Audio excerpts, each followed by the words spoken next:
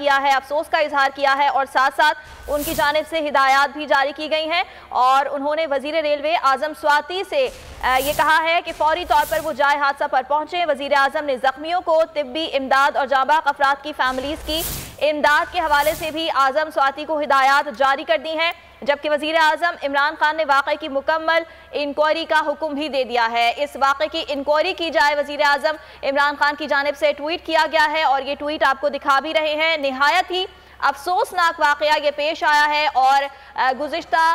कई अरसे से हम ये देख रहे हैं कि अगर हम रेलवे के महकमे की बात की जाए तो उसकी नाअहली बारहा सामने आती रहती है, लेकिन इतना खौफनाक हादसा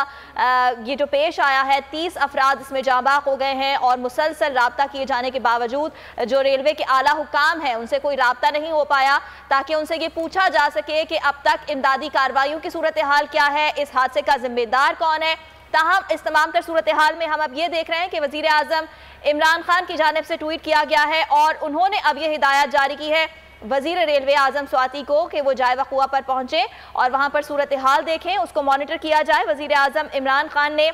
ये भी हिदायत की है कि जो जख्मी हुए हैं उन्हें फौरी तौर पर तिब्बी इमदाद दी जाए और जो जांबाक अफराद हैं उनकी फैमिलीज़ को भी इमदाद के हवाले से हिदायत की गई है, जबकि वजीर आजम ने इस वाक़े की इंक्वायरी का भी हुक्म दे दिया है।